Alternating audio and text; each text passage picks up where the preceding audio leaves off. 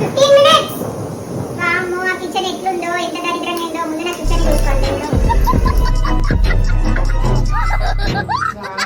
ఇది చూడు అసలు ఒకసారి.